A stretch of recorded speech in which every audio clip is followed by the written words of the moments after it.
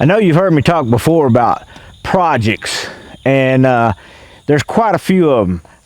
I'm actually sitting on one. This deck was built in 1982 by a friend that we had that would spend time here on the farm. He was an employee where my dad worked. He was a vice president there, and he enjoyed coming down and getting away from life. And here we have another project. So this project that we're talking about, and all the projects I've talked about before, I want to talk about the next thing is, and a lot of people's doing this. I see a lot of people on YouTube taking the time to look at it. Very expensive. I looked at an excavator because an excavator is something we need here. I have rented one in the past. I have approximately just over 5,000 feet of water line because I do like city water. Not the fact that it's city water, but just the fact that it's always there and you don't have to worry as much about it. We used to have a well. When I was real little, we had a well. Man, we had to prime that thing if it ever lost prime.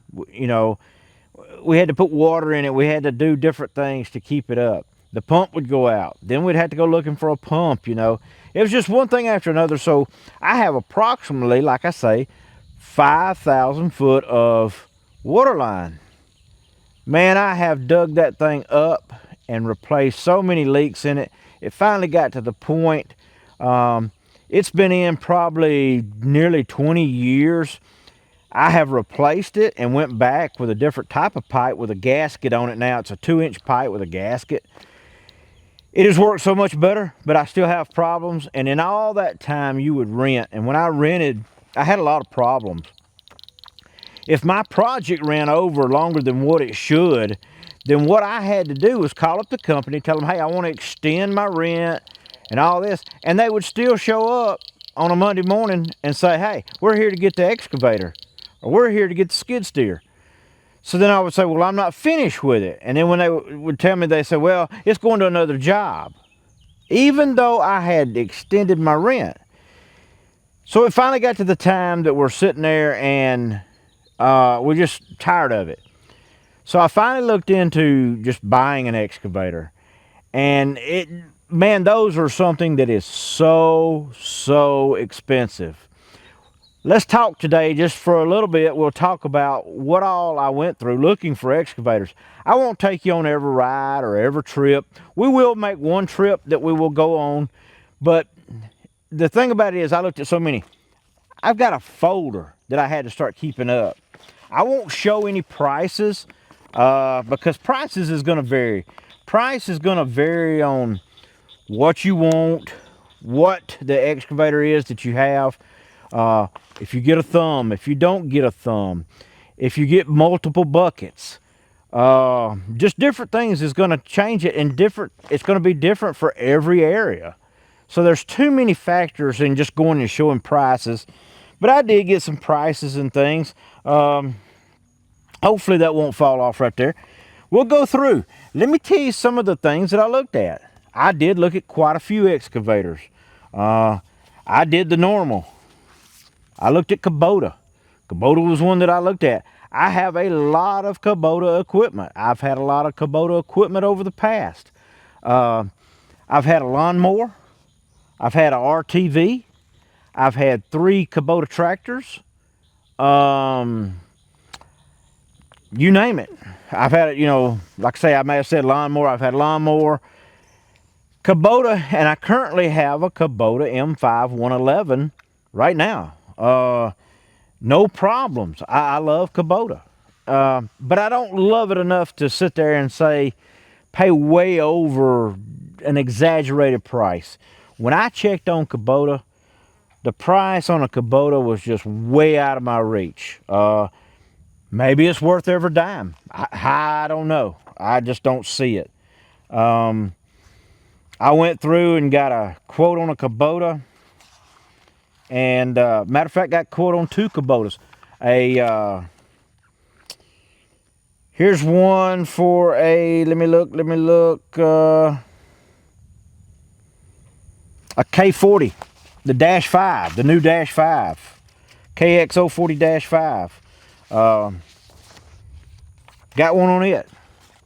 Look for the 57 as well.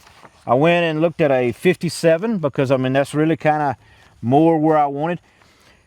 It's not something I'm going to be doing work for everyone else. It's not something I'm going to be carrying everywhere else. It's going to be here on the farm. There's enough work here on the farm to practically justify a reasonably priced excavator.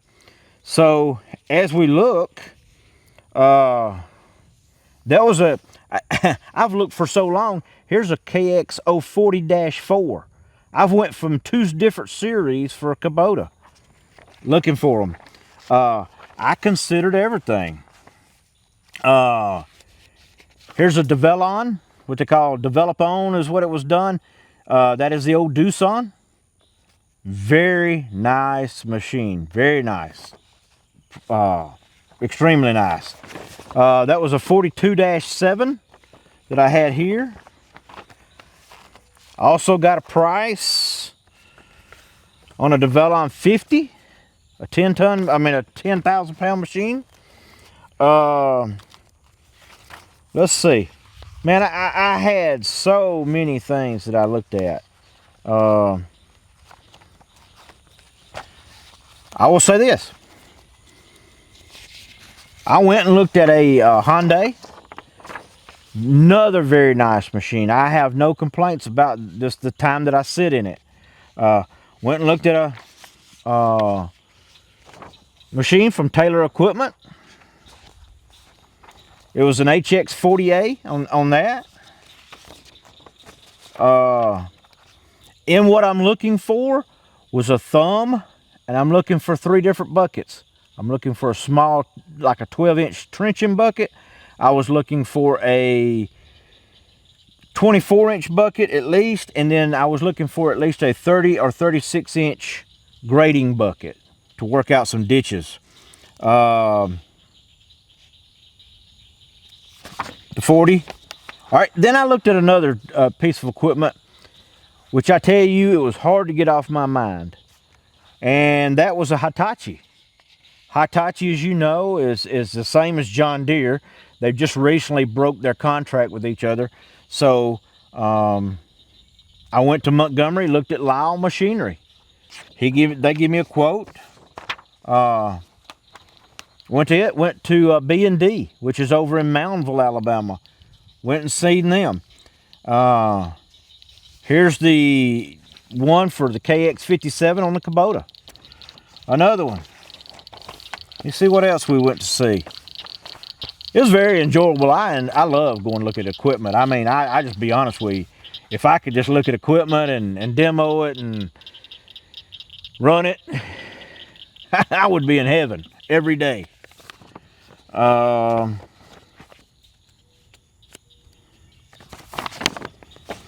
also thought about some other stuff. Other things.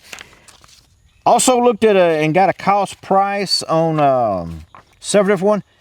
I could not find locally my Yanmar dealer to go and take a look at it. And then on my Takeuchi dealer, another thing that was kind of hard to find. I even looked at a couple of different real Chinese, sure enough Chinese things, which was Kimron. You see it all over the YouTube. Kimron out there in Oklahoma. Looks like he's trying to go in a good direction. Looks like he's got a great product. As far as price, you will not beat probably that price for an excavator. I don't think so. I don't think it could be. Also, Groundhog. I'll mention Groundhog. Groundhog was seemed like a good piece of equipment. I went and visited them. They're down in Lower Alabama. And I took the trip and went down there and made a day of it. Also went down there and seen the Kimron equipment, which is in Pensacola, Florida. Seen it. Looked at what they had to offer. Which was real high on the list as far as like trying to maybe possibly go ahead and take the chance. But from what I was seeing I got on some groups, some owners groups, and it seemed like they did have a few problems. They did have a few things that were coming to where that you had to work on them. I'm not a real mechanic. I mean, that's not something I kind of want to really spend every day on. So looking through all this, I went through, also went to Sani. Went to a Sani dealership and looked at Sani. In looking at Sani and looking at that, it's one of those things where that you're sitting there looking at a piece of equipment and they say, well, it's true Chinese. Well, is it really? The thing had a Yanmar engine, which is Japanese. The pumps in it varied from kind of one to the other. But they were all high-end pumps. So I really couldn't fault it there. It was well designed. Kind of like the Doosan. The Doosan seemed well designed. I haven't heard a lot of bad things about Doosan. So man, my mind, as you can see how thick of a folder I went through. For almost a year now, I have been going back and forth, trying to figure out what I can afford, what I can get, and what I can use here on the farm. It's been a tough decision. In an upcoming video, we'll take a look as I got steps closer to picking one, and ultimately I've got to pick one. We got so many jobs to do and things to do with it. And as time goes on, when I do get one, I will take you through that process of every job we have to do with it. That will be part of the fun of the whole thing. I tried to look back as I went through, and I tried to say, you know, I would really like to go back through and it's kind of like a vehicle. You want to enjoy the trip to go and look and to see and all, but it's got to where now that the salesmen are just pushy. Are you gonna buy? Are you gonna get? And I kind of, this new thing that they're talking about is to be online and just get your price online and get the vehicle. That don't seem too far-fetched. I mean, there's a whole lot of people that would really like to just do that and be done with it. So as time goes, we're going to go there. I can go ahead and tell you from this point and what we've got here, I'm getting a lot closer. I've gotten a whole lot closer to what we're going to go ahead and ultimately go ahead and make the pick. A lot of it's going to depend on a lot of things. Let's talk about those things that it depends. Service after the sale. In my opinion, that right there is just as important as the piece of equipment. Service after the sale. How long can I get somebody to service it? And when you go to visit these places, if they treat you like you are second thought, or if you are not important. I know me, I don't have a business where I use the excavator every day. So they think that my return to come back and get an additional excavator or additional piece of equipment might be pretty slow. So just to have a homeowner, they might make a one-time sale and they don't want to treat you near as good.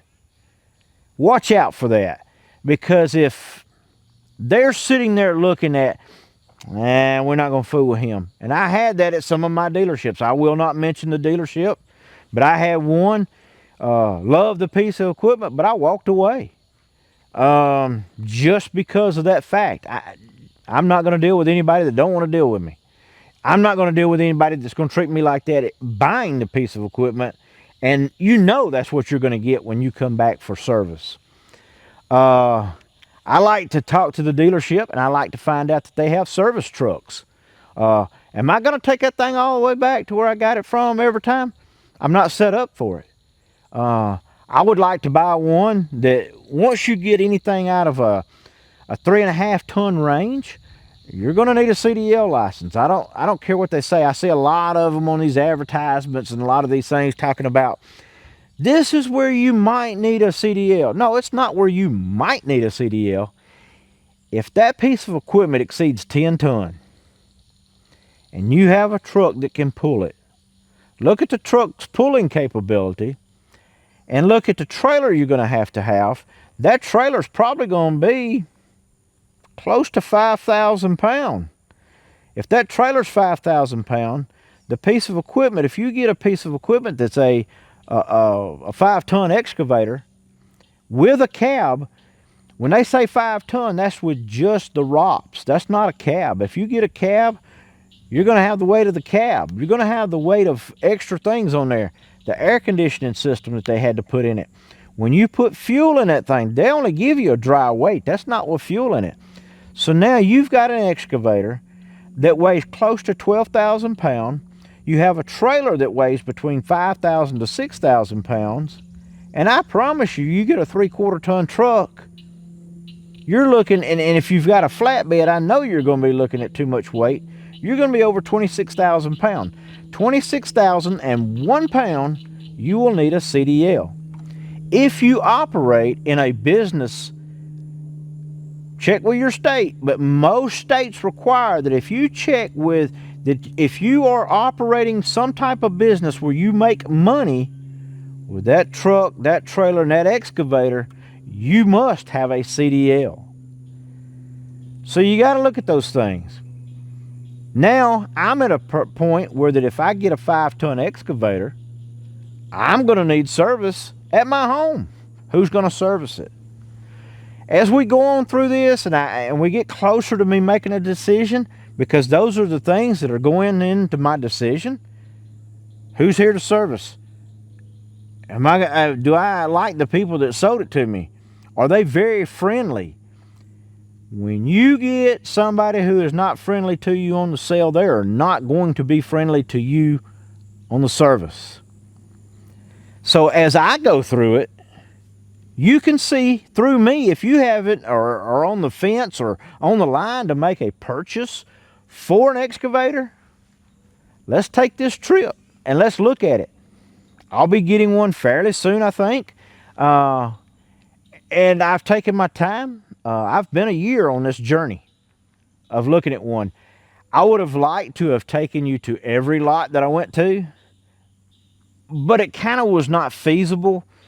Some of the ones, and that one I didn't mention, I did go look at a Bobcat.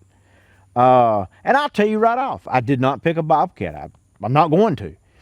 They have a bucket system that if you get a hydraulic coupler, which they call it the exchange system, and that exchange system, in my knowledge, and this is just my knowledge, it might not be this way, but in my knowledge, the exchange system will not pick up anything but an exchange bucket because of the way it's designed. Most hydraulic couplers, and I want a hydraulic coupler on there because, you know, getting out and doing it manually, you can always pinch a finger, take off a finger. Something can happen if you're not very careful. Safety is at foremost. And then when you get a hydraulic coupler, you can do it all from the cab. But the thing about a hydraulic coupler, it's called a pin grabber. Now, there are different size pins on every bucket that's out there, depending on the tonnage of the equipment. It gets bigger, the pins get bigger as the tonnage goes up.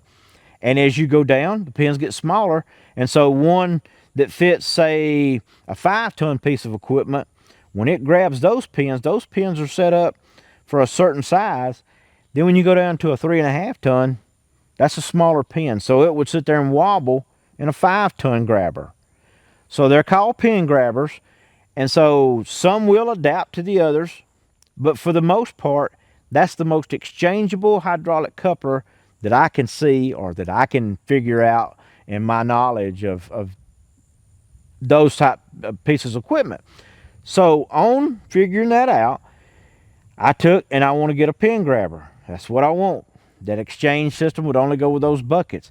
I would like to go to other places, which they do. Several of the companies I checked for on buckets that make aftermarket buckets, they do make an exchange bucket.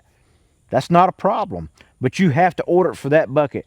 So if you ever went out there, you're kind of tied to Bobcat for that. So if you go out and you've got a setup of buckets, say I got 3 or 4 buckets, maybe I've got 5 buckets. When I go to change a piece of equipment, I'm going to have to look at different buckets. I would kind of like to stay with the same bucket and the same pin size. So that kind of ruled that out. We'll go through this. I think pretty soon I'll make a decision. In an upcoming episode, we'll take a look at that. Don't want to run the video too long. I was just going to get out and talk a little bit about it. And you see another project I got. We got so many projects of how to go about them. And it's just daunting. It's a daunting task as time goes on. And that's what I was saying in my other video. It is a task that you have got to enjoy, you've got to love, and living on a piece of land, I don't recommend it that if you are, say, getting close to retirement and you just want to buy a raw piece of land, unless you've got a lot of money, I don't recommend it. Get you a piece of land that's already been worked on, that you think is beautiful, and most of the work is done. There's enough projects on there that you will always be busy. There's enough projects that will need maintaining that will keep you busy. So on this part here, my main attraction to the land is I was born here. This is where I was raised. I came back and I enjoy it. I enjoy being here. So to take care of the land, I like to leave it better than I found it. No matter what, I want somebody to say, hey, this guy cared about his place. So take this journey with me. Sorry for taking so long to go through this. If you get a chance and you like this kind of content, please like and subscribe. That's where the channel gets shared with other people. Share it. Let your friends in on it. I know there's been through my videos, there's been a lot of talking and not a lot of doing. I can promise you we will change that. We will do a lot more doing than a lot more talking. And if you enjoy this type of thing, please think about it. It doesn't cost a dime to like and share and subscribe. Thank you.